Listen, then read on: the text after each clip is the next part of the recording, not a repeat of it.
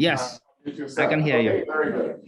Vitaly Kholodovsky from the University of Maryland, you have 10 minutes to talk. Go ahead. Thank you. I guess I need to share the screen, right? Yes, let me see. Can we share from there?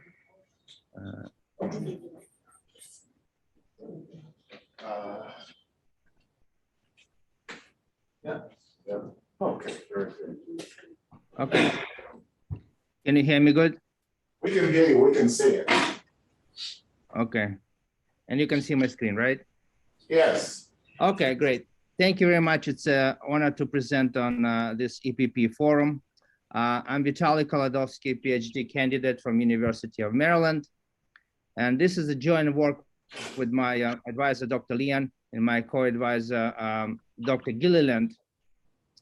And basically, this is the talk is a follow-up on the paper that we published last year, where we introduced generalized spatial temporal threshold clustering method, which is very useful for identifying extreme events pattern. And this talk will discuss some of the application of this method to the trend analysis. Keep in mind, this is still work in progress, but I do have some examples to show and discuss future applications. So the outline of my talk would be as follows.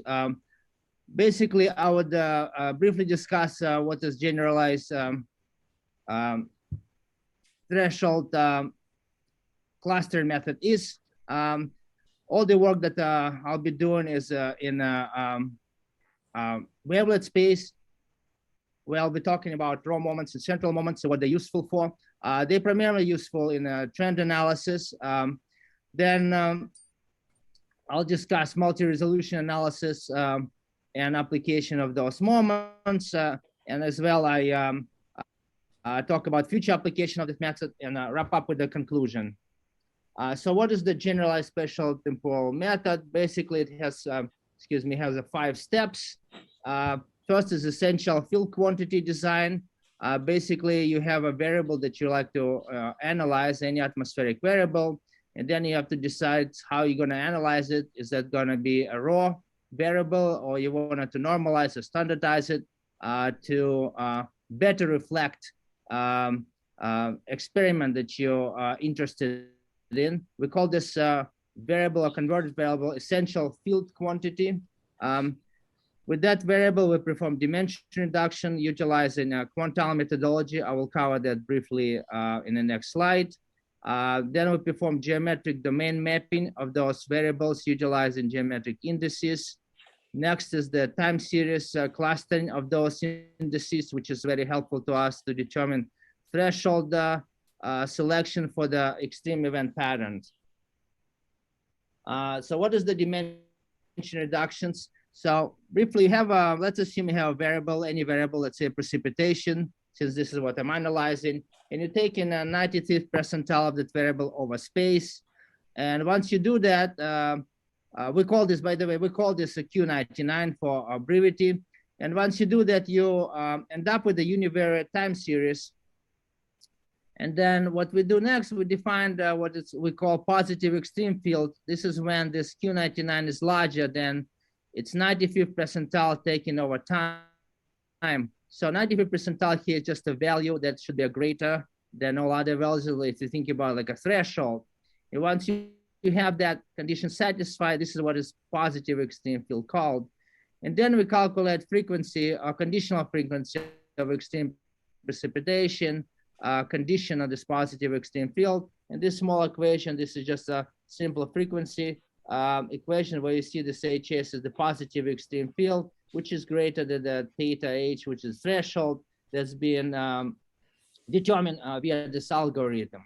And in the paper, we basically come up with this following observations, I should say application, where we try to see if there's any trend we can observe in precipitation. This has been done from the observation only from the NOAA data set called GHC and daily. And here we use, this is the annual values from 1961 till 2016, 56 values.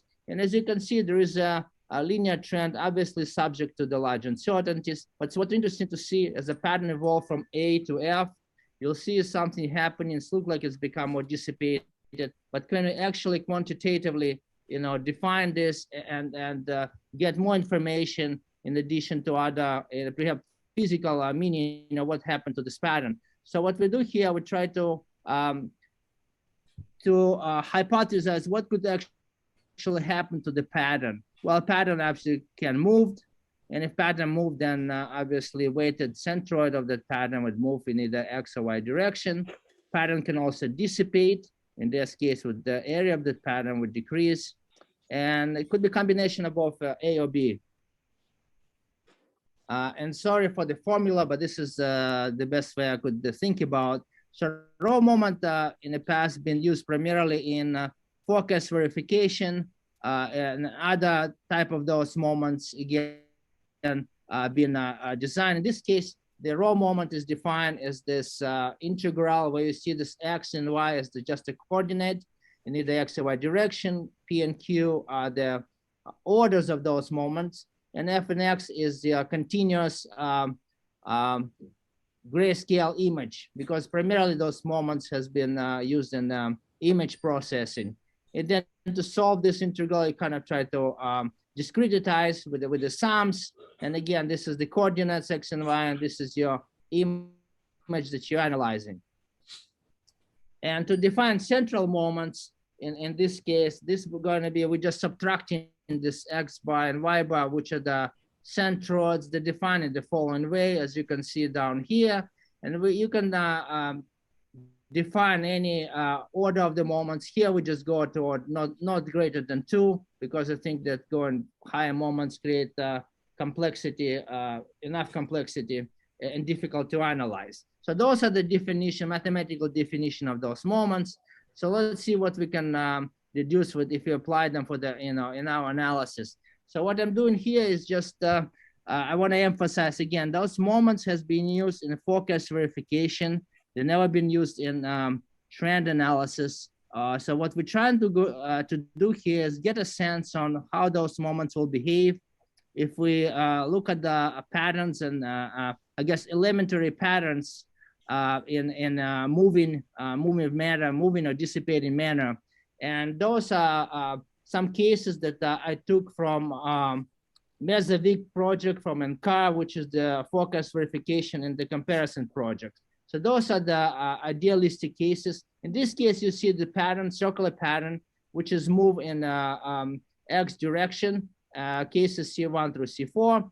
And what you see here is that, C1 through C3, in case C4, we're moving the pattern northward. And you see there, you see the trend here in the second moment, 2, 0. This is obviously in X direction. You see the pattern moves. You see the trend here upward, and then it's downward because we actually move this pattern up. You also see the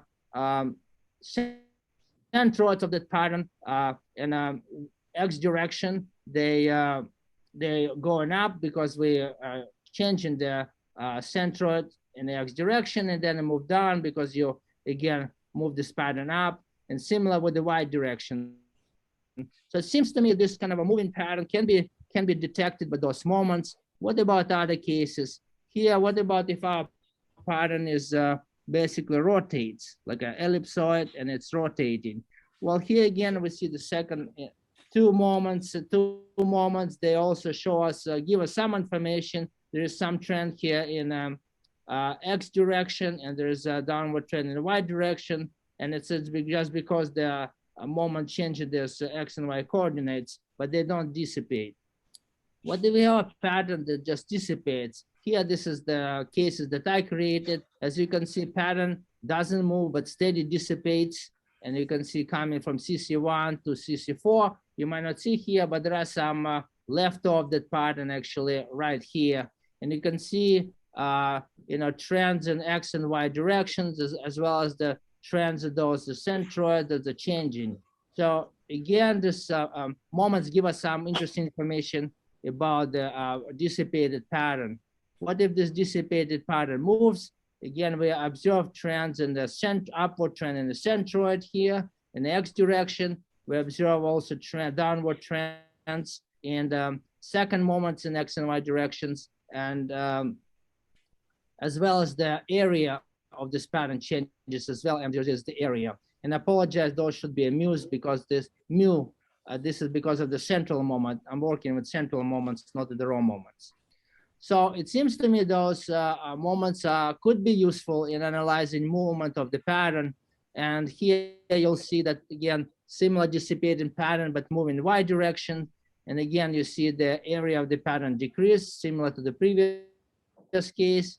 You also see pattern, you see the trends in x and y direction, second moment, and also you see the upward trend in the y coordinate of the centroid.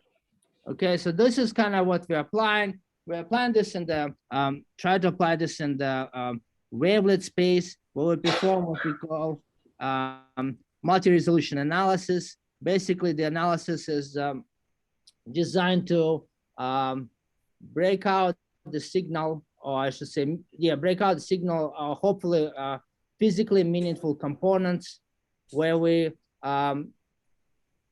breaking out signal by different scales, and scale corresponds to physical scales of the weather pattern. And in best case scenario, the components that we broke up will decompose to the variability of the data and into physically meaningful interpretable parts. Here is some example how this wavelet analysis could do. So this is the raw pattern here. And then as we start decomposing different levels, you'll see more and more that there is some extreme pattern here that is not seeable in this, in the raw data, and start seeing through the only, I guess we got good visibility in the fourth scale here in this pattern. And with this kind of a decomposition, we could try to apply those moments and see if there is any specific meaningful physical trend in the variable of the interest. And I think I underlined that I work with precipitation. So what we propose here is what we call robust trend analysis and physical interpretation for extreme events. This algorithm would have a number of steps. We envision to have a dimension reduction step, like we done in our original paper. Then we carry out multi-resolution analysis for observation, selecting the wavelet and the decomposition. We perform threshold selection in the wavelet space.